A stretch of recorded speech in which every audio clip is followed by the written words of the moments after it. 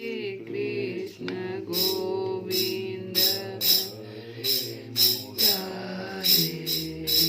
नाथ नारायण वासुदेव श्री कृष्ण गोविंद रे मुरारी हे नाथ नारायण वासुदेव हे नाथ नारायण वासुदेव हे नाथ नारायण वासुदेव हे नाथ नारायण वासुदेव हे नाथ नारायण वासुदेव श्री कृष्ण गोविंद रे मुरारी हे नाथ नारायण वासुदेव राम हरे राम राम राम हरे हरे हरे कृष्ण कृष्ण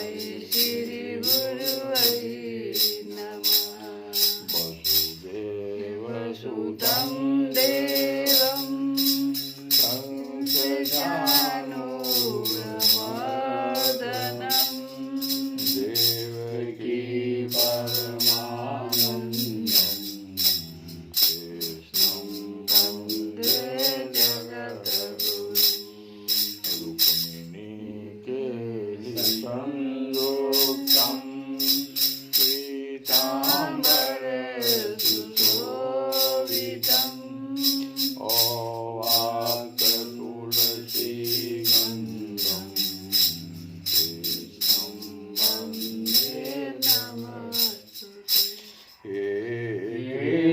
करुणा सिंधु दीनबंधु जगतपते गोपेश गोपिकाकांत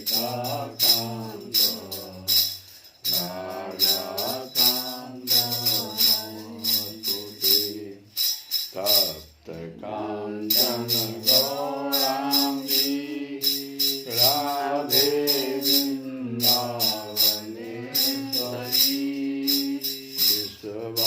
विश्वानुसुते देवी प्रणमामि हरिप्रियं श्रीकृष्णाय वासुदेवाय हरये परमात्मने प्रणतक्लेशनाशाय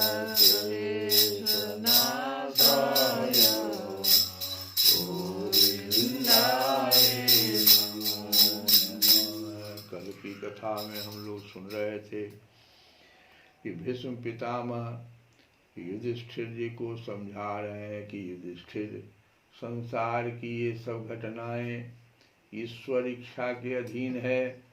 उसी का अनुसरण करके तुम इस अनाथ प्रजा का पालन करो, क्योंकि अब तुम ही इसके स्वामी और इसे पालन करने में समर्थ हो।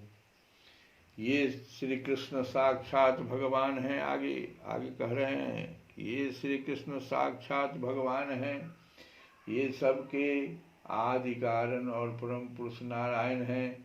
अपनी माया से लोगों को मोहित करते हुए ये यदुवंशियों में छिपकर लीला कर रहे हैं। इनका प्रभाव अत्यंत गूढ़ एवं रहस्यमय है। युधिष्ठिर, उसे भगवान शंकर, देवर्षि नारद और स्वयं भगवान कपिल ही जानते हैं, जिन्हें तुम अपना मेरा भाई, प्रिय मित्र और सबसे बड़ा हित मानते हो, तथा जिन्हें तुमने प्रेमवश अपना मंत्री, दूत और सारथी तक बनाने में संकोच नहीं किया है, वे स्वयं परमात्मा हैं। ये सब भीष्म पितामह बोल रहे हैं। इन सर्वात्मा, समदर्शी, अद्वितीय, अहंकार रहित और निष्पाप परमात्मा में उन ऊंचे नीचे कार्यों के कारण कभी किसी प्रकार की विषमता नहीं होती। युधिष्ठिर, इस प्रकार सर्वत्र सम होने पर भी देखो तो सही, वे अपने अनन्य प्रेमी भक्तों पर कितनी कृपा करते हैं। यही कारण है कि ऐसे समय में, जबकि मैं अपने प्राणों का त्याग करने जा रहा हूँ,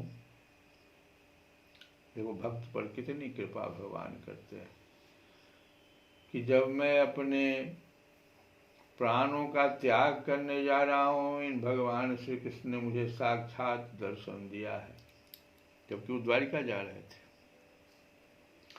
भगवत परायण योगी पुरुष भक्ति भाव से इनमें अपना मन लगाकर और वाणी से इनके नाम का कीर्तन करते हुए शरीर का त्याग करते हैं और कामनाओं से या कर्म के बंधन से छूट जाते हैं। भगवत परायण योगी पुरुष भक्ति भाव से इनमें अपना मन लगाकर और वाणी से इनके नाम का कीर्तन करते हुए मन को भक्ति भाव से अपना मन इनमें लगा दो, भगवान में, और वाणी से इनके नाम का कीर्तन करते हुए तब शरीर को त्याग कर दो, तो वो सभी कामनाओं से तथा कर्म के बंधन से वह जीव छूट जाता है। वे ही देव भगवान अपने प्रसन्न हास्य और रक्त कमल के समान अरुण नेत्रों से उल्लसित मुख वाले चतुर्भुज रूप से, जिसका और लोगों को केवल ध्यान में दर्शन होता है, तब तक यही स्थित रहकर प्रतीक्षा करें जब तक मैं इस शरीर का त्याग न कर दूँ। भगवान से ही प्रार्थना अंत में किए कि वे ही देव भगवान अपने प्रसन्न हास्य और रक्त कमल के समान अरुण नेत्रों से उल्लसित मुख वाले चतुर्भुज रूप से, जिसका और लोगों को केवल ध्यान में दर्शन होता है, तब तक यहीं स्थित रहकर प्रतीक्षा करें जब तक मैं इस शरीर का त्याग न कर दूं। इतना बोल के भीष्म पितामह चुप हो गए। तो सूत जी कहते हैं कि युधिष्ठिर ने उनकी यह बात सुनकर सरसैया पर सोए हुए भीष्म पितामह से बहुत से ऋषियों के सामने ही नाना प्रकार के धर्मों के संबंध में अनेकों रहस्य पूछे। तब तत्ववेता भीष्म पितामह ने वर्ण और आश्रम के अनुसार पुरुष के स्वाभाविक धर्म और वैराग्य तथा राग के कारण विभिन्न रूप से बतलाए हुए निवृत्ति और प्रवृत्ति रूप द्विविध धर्म, दान धर्म, राजधर्म, मोक्ष धर्म, स्त्री धर्म और भगवत धर्म, इन सब का अलग अलग संक्षेप और विस्तार से वर्णन किया। शौनक जी इनके साथ ही धर्म, अर्थ, काम और मोक्ष, इन चारों पुरुषार्थों का तथा इनकी प्राप्ति के साधनों का अनेकों उपाख्यान और इतिहास सुनाते हुए विभागशः वर्णन किया। भीष्म पितामह इस प्रकार धर्म का प्रवचन कर ही रहे थे कि वह उत्तरायण का समय आ पहुंचा, जिसे मृत्यु को अपने अधीन रखने वाले भगवत परायण योगी लोग चाहा करते हैं। उस समय हजारों रथियों के नेता भीष्म पितामह ने वाणी का संयम करके मन को सब ओर से हटाकर अपने सामने स्थित आदि पुरुष भगवान श्री कृष्ण में लगा दिया। भगवान श्री कृष्ण के सुंदर चतुर्भुज विग्रह पर उस समय पीताम्बर फहरा रहा था। भीष्म जी की आंखें उसी पर एकटक लग गई। उनको शस्त्रों की चोट से जो पीड़ा हो रही थी वह तो भगवान के दर्शन मात्र से ही तुरंत दूर हो गई तथा भगवान की विशुद्ध धारणा से उनके जो कुछ अशुभ शेष थे वे सभी नष्ट हो गए। अब शरीर छोड़ने का समय उन्होंने अपनी समस्त इंद्रियों के वृत्ति विलास को रोक दिया और बड़े प्रेम से भगवान की स्तुति की। तो श्री भीष्म पितामह ने क्या भगवान से स्तुति किया कि अब मृत्यु के समय में अपनी यह बुद्धि जो अनेक प्रकार के साधनों का अनुष्ठान करने से अत्यंत शुद्ध एवं कामना रहित हो गई है, यदुवंश शिरोमणि अनंत भगवान श्री कृष्ण के चरणों में समर्पित करता हूँ। सबसे पहले तो उन्होंने बुद्धि को ही समर्पित कर दिया, जो सदा सर्वदा अपने आनंदमय स्वरूप में स्थित रहते हुए ही कभी विहार करने की, लीला करने की इच्छा से प्रकृति को स्वीकार कर लेते हैं, जिससे यह सृष्टि परंपरा चलती है। जिनका शरीर त्रिभुवन सुंदर एवं श्याम तमाल के समान श्यामला है, जिस पर सूर्य रश्मियों के समान श्रेष्ठ पीताम्बर लहराता रहता है और कमल सदृश मुख पर घुंघराली अलकें लटकती रहती है, उन अर्जुन सखा श्री कृष्ण में मेरी निष्कपट प्रीति हो। मुझे युद्ध के समय की उनकी वह विलक्षण छवि याद आती है। उनके मुख पर लहराते हुए घुंघराले बाल घोड़ों की टाप की धूल से मटमैले हो गए थे और पसीने की छोटी छोटी बूंदें शोभायमान हो रही थी। मैं अपने तीखे बाणों से उनकी त्वचा को बींध रहा था। उन सुंदर कवच मंडित भगवान श्री कृष्ण के प्रति मेरा शरीर, अंतःकरण और आत्मा समर्पित हो जाए। अपने मित्र अर्जुन की बात सुनकर तो तुरंत ही पांडव सेना और कौरव सेना के बीच में अपना रथ ले आए और वहां स्थित होकर जिन्होंने अपनी दृष्टि से ही शत्रु पक्ष के सैनिकों की आयु छीन ली, उन पार्थ सखा भगवान श्री कृष्ण में मेरी परम प्रीति हो। अर्जुन ने जब दूर से कौरवों की सेना के मुखिया हम लोगों को देखा तो पाप समझकर वह अपने स्वजनों के वध से विमुख हो गया। उस समय जिन्होंने गीता के रूप में आत्मविद्या का उपदेश करके उसके सामयिक अज्ञान का नाश कर दिया, उन परम पुरुष भगवान श्री कृष्ण के चरणों में मेरी प्रीति बनी रहे। मैंने प्रतिज्ञा कर ली थी कि मैं श्री कृष्ण को शस्त्र ग्रहण कराकर छोड़ूंगा। उसे सत्य एवं ऊंची करने के लिए उन्होंने अपनी शस्त्र ग्रहण न करने की प्रतिज्ञा तोड़ दी। उस समय वे रथ से नीचे कूद पड़े और सिंह जैसे हाथी को मारने के लिए उस पर टूट पड़ता है, वैसे ही रथ का पहिया लेकर मुझ पर झपट पड़े। उस समय वे इतने वेग से दौड़े कि उनके कंधे का दुपट्टा गिर गया और पृथ्वी कांपने लगी। मुझ आतताई ने तीखे बाण मार मार कर उनके शरीर का कवच तोड़ डाला था, जिससे सारा शरीर लहूलुहान हो रहा था। अर्जुन के रोकने पर भी वे बलपूर्वक उन्हें मारने के लिए मेरी ओर दौड़े आ रहे थे।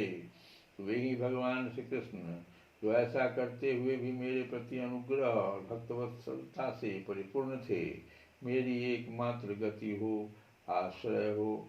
अर्जुन के रथ की रक्षा में सावधान जिन श्री कृष्ण के बाएं हाथ में घोड़ों की रास थी और दाहिने हाथ में चाबुक, इन दोनों की शोभा से उस समय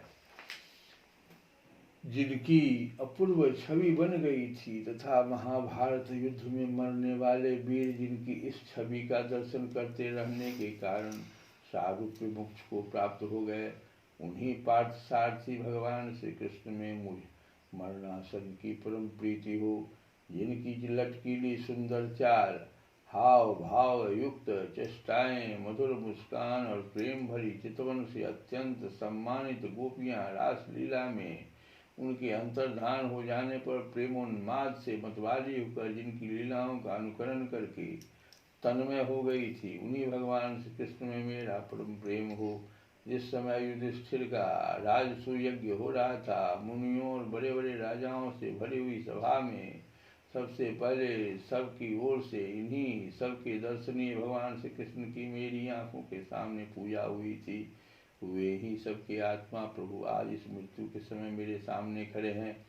जैसे एक ही सूर्य अनेकों आँखों से अनेक रूपों में दिखते हैं, वैसे ही अजन्मा भगवान श्री कृष्ण अपने ही द्वारा रचित अनेक शरीरधारियों के हृदय में अनेक रूप से जान पड़ते हैं।